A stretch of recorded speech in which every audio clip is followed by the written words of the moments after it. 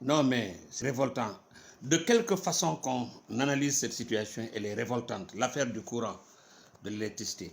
Vous ne pouvez pas nous avoir promis, il y a quelques années, que le Sénégal était excédentaire en matière de courant, au point de devoir donner du courant à des pays voisins, et que vous nous promettiez la réduction, la diminution du prix du courant, et maintenant, aujourd'hui, vous nous demandez de payer de l'argent pour pouvoir payer les dettes de la Sonatel et de la Sénélec. Mais vous vous foutez des gens. Vous nous avez menti.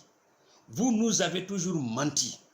Ça, c'est des mensonges inacceptables. Et comme disait l'autre d'ailleurs, mais vous ne pouvez pas avoir pris de l'argent de ce pays-là, acheter des voitures, permis des vols, des saccages, des détournements de deniers publics qui ont été épinglés nommément par des corps de contrôle de ce pays-là, par des organismes qui ne sont pas des organes politiques, ni politiciens. C'est des organismes que vous avez vous-même commis pour faire des contrôles, qui dénichent des points où il y a des milliards et des milliards qui ont été saccagés, qui ont été mal gérés, qui ont été détournés, qui ont été dilapidés. Des détournements, bien dit, détournements. Des détournements de deniers publics. Je me réfère par exemple, un seul exemple, le rapport 2014-2015 de l'OFNAC concernant la gestion du directeur du COUD de l'époque. Ils ont bien parlé de détournement de deniers publics, de concussion. Il y a eu du népotisme un peu partout. Et puis, il y a les autres agences, il y a le port. Mais mon Dieu, qu'est-ce qui est épargné? Les marchés qui ont été passés de gré à gré en violation flagrante des textes. Pour pouvoir quoi? Pour pouvoir bouffer de l'argent. On a vu Mme Seynabou Ndiaye Diakhaté dénoncer le fait que des gens qui ne donnent pas de l'argent n'ont pas droit à des marchés. On les boycotte. Tous ces milliards-là qui partent comme ça. Et maintenant, la Sénélec, vous voulez que maintenant nous, les pauvres badauds, dont vous avez utilisé, dilapidé cet argent-là, vous voulez prendre chez nous de quoi combler ces déficits-là. Mais quand même, ayez pitié des gens. Et puis soyez un peu raisonnables quand même, nous ne sommes pas des bêtes. On vous a fait confiance, vous avez trahi la confiance. Mais démerdez-vous, il y a des gens qui ont volé. La même célérité qui a été appliquée à Karim Wade, à Tahibou Ndiaye, à Mme Aïda Ndiong, et consorts, les Abdou Aziz Diop et tout ça. Mais pourquoi vous ne l'appliquez pas à ces gens-là qui sont encore maintenus dans des situations de voler pour la plupart d'entre eux qui ont été épinglés, qui sont là dans des fonctions d'autres ont été promis, en train de gérer des départements à milliards d'argent.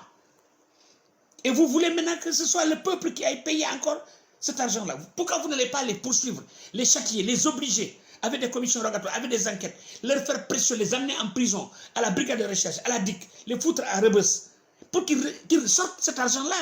Les Mambaïniens ont été impliqués, désignés dans des scandales dont tout le monde a parlé. Pourquoi on ne les poursuit pas pour qu'on puisse sortir cet argent-là? Les nébuleuses qui ont entouré des marchés au niveau du ministère de l'Assainissement il y a quelques années. La Direction générale de la Solidarité nationale, de la solidarité, oui, de Mme Antassar Djeko, qui venait d'être relevée de ses fonctions. Mais surtout, cet argent-là va partir par perte et profit. Et maintenant, il faut aller chercher l'argent chez le bas peuple, chez les populations. Mais pourquoi? Mais pourquoi, bon Dieu? Pourquoi vous êtes comme ça? Mais c'est malhonnête. C'est malhonnête. Mais allez récupérer cet argent avec ces gens-là d'abord. Interpellez tous ces mises en cause-là. Mais interpellez-les, mettez-les en prison, récupérez leurs biens, récupérez pour chasser là où ils ont mis l'argent. Il y a quand même il y a une traçabilité. C'est de l'argent du trésor public, c'est de l'argent de l'État, c'est des deniers publics. Il y a des traçabilités, il y a des traces. Poursuivez ces traces-là. Vous avez tous les moyens à votre disposition. Pourquoi vous voulez nous faire payer le rythme, le train de vie dispendieux de l'État qui a été décrié depuis toujours? Aujourd'hui, vous vous permettez même de donner 300 000 francs à des hauts fonctionnaires pour leur facture téléphone. Pendant qu'avec 20 000 francs, quelqu'un avec la société peut appeler tous les réseaux nationaux. Mais mon Dieu. Mais tous ces niches-là, vous les mettez de côté pour pouvoir mener un train de vie dispendieux, hors de portée, hors de prix. Et vous voulez maintenant vous voulez sucer le sang encore du peuple qui est déjà assez fatigué. Mais ces milliards-là, vous voulez passer ça par tes profits? Mais c'est pas sérieux, bon Dieu. Mais on est né où? Non, ça ne doit pas passer, c'est pas normal. Vous le savez bien, c'est pas normal. Allez-y récupérer les milliards que vos partenaires, que vos partisans ont pris, ils ont saccagé. Vous avez pris de l'argent, vous avez dilapidé dans des campagnes. Des gens ont volé de l'argent. On a vu des griots s'asseoir devant des places de télévision, dire que oui, moi et un ancien tel ministre, on avait été prendre des commissions chez des gens. Et quand on parle de commission, on parle probablement de commission occulte. On ne parle pas de commission officielle. Aujourd'hui, c'est tout le monde qui voit comment, entre vous-même du parti au pouvoir, entre vous-même gérants de ce pays-là, comment vous vous accusez des casseroles. Tel a volé, tel a eu part à tel marché, tel a eu telle chose, tel a eu tel... Vous vous trahissez les secrets. D'autres sont interpellés pour la fausse monnaie. Des scandales à milliards révélés par l'ARMP, par les structures d'audit indépendants. Ça, ce n'est pas des opposants qui ont révélé ça.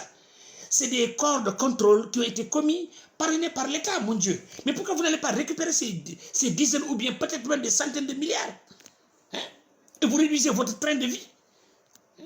Un fonctionnaire qui roule un véhicule à 30-40 millions dans ce pays-là et qui n'est pas censé faire des pistes forestières.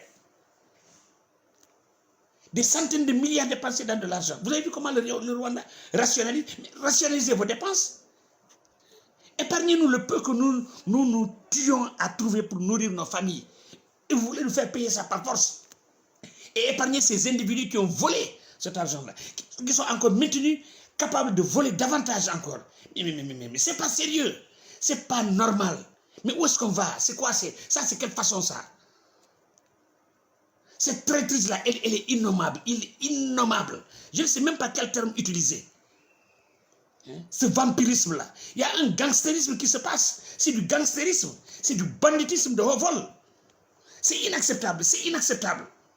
De quelque point de vue qu'on analyse cette situation, elle est inacceptable. Des voleurs sont en train de voler, en train de sucer l'argent de ce pays-là. Mettre des boîtes à terre, un salaire qui dépense des centaines de millions, voire peut-être des milliards, dans des cérémonies, des cadeaux, des dons à des religieux, des actions sociales, dans lesquelles nous, on n'a aucun intérêt. Et c'est nous qui devons payer ça. Et en plus, ces gens-là ne payent pas le courant. Et c'est nous qui devons payer ce train de vie dispendieux des agents de la Sénélec et de l'État. Et des voleurs qui ont volé l'argent de l'État, des gens qui ont été épinglés pour avoir détourné, avoir fait de la mauvaise gérance sur les deniers publics. On demande maintenant aujourd'hui avec ces déficits-là, on ne les poursuit pas. C'est nous qu'on poursuit, nous, pour encore nous sucer le peu que nous gagnons pour nourrir nos familles. Mais vous êtes sans cœur, vous n'avez pas de cœur.